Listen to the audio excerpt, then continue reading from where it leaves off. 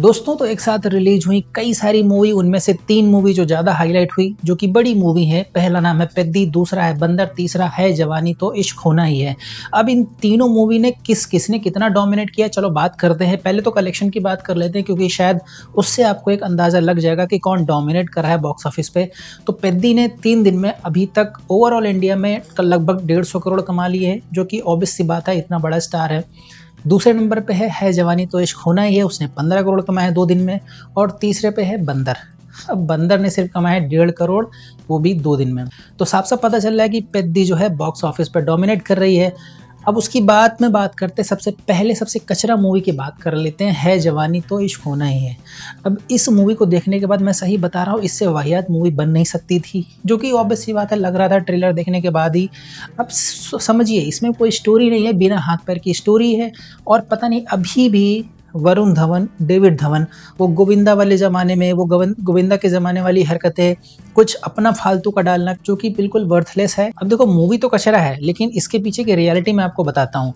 David Dhawan इसके director हैं और वरुण धवन ने मूवी को शूट करना स्टार्ट कर दिया।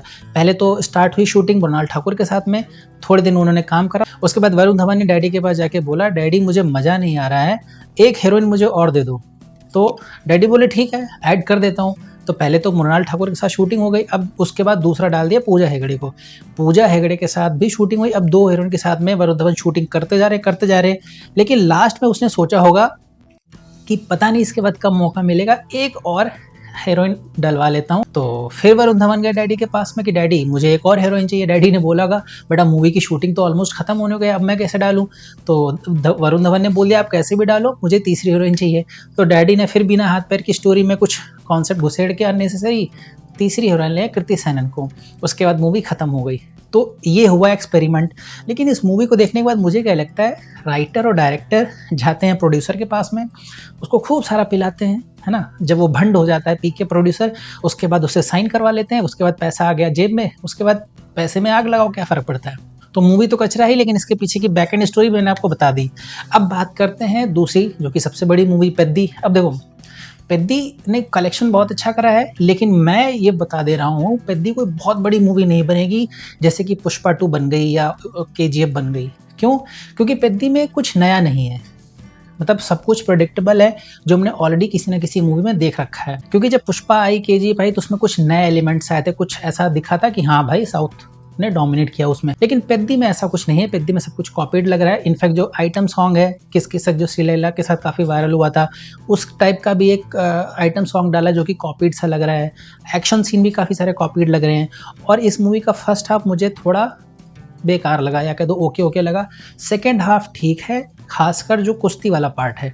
उसके बाद जो भी सीन है, दिल्ली में चक्कर लगाना और फालतूगिरी करना, तो वो मुझे सब कुछ यूजलेस लगा। इनफैक्ट जब कुश्ती सीख रहा होता है, उस टाइम पे क्या होता है कि उसका जो गुरु होता है वो बोलता है कि वो गेहूं के बोरे उतारो।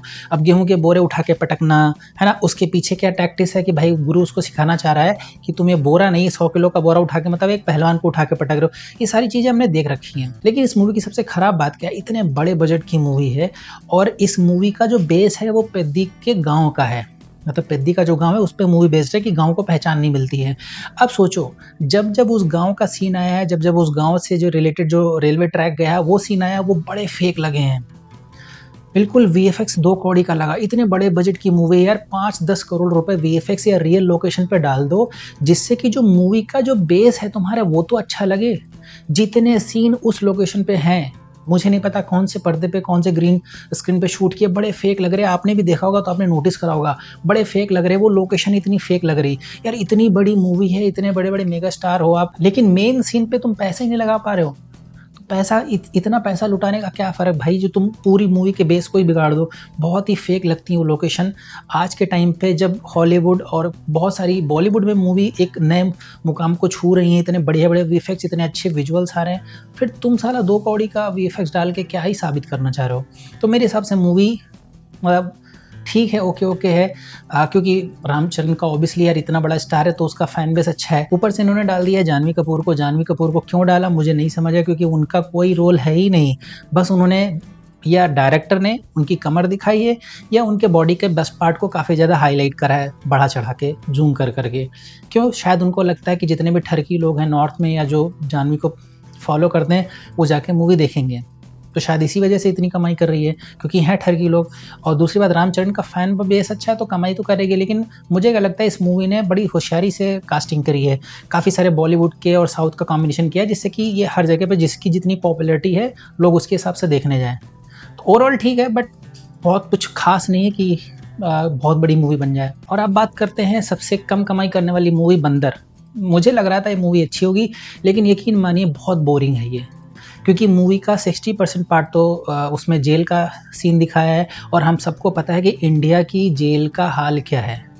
मतलब नरक से भी बदतर है, हम सबको पता है, वही चीज़ दिखाई गई है। वो हमारे दिमाग में ऑलरेडी फीड है, उसको दिखाने की ज़रूरत नहीं है। जो मेन पॉइंट है, वो इन्होंने मूवी के एंड में जाके दिखाया कि लड़की ने भाई बॉबी देओल पे झूठा आरोप क्यों लगाया रेप का। वो चीज़ जो उनको पहले दिखानी चाहिए था, वो उन्होंने बाद में दिखाया, और जब दिखाया तब तक ऑडियंस पक चुकी थी, तो मूवी की धज्जियाँ उड़ चुकी थी। अब देखो, मूवी का पिन पॉइंट बहुत अच्छा था कि डेटिंग ऐप आज की डेट में चल रहे हैं, फिर लड़का-लड़की मिलते हैं, फिर लड़का या लड़की घोस्ट कर देते हैं, उसके बाद में एक-दूसरे पे झूठे इल्ज़ाम लगते हैं, उसके बाद जेल के चक्कर, है ना, कोर्ट कचहरी, और उसके बाद में कोई सुसाइड कर लेता है। पिन पॉइंट अच्छा था, लेकिन डायरेक्टर ने, मुझे लगता है, उन चीज़ों को सही से अरेंज नहीं करा, वरना मूवी अच्छी बन सकती थी। तो मेरे हिसाब से बंदर मूवी की जो कमाई हुई है, वो उसकी बोरियत की वजह से हुई है, इतनी कम कमाई।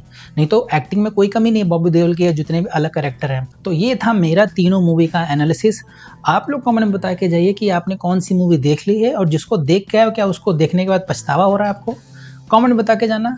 सब्सक्राइब कर लो, मिलते हैं नेक्स्ट वीडियो में।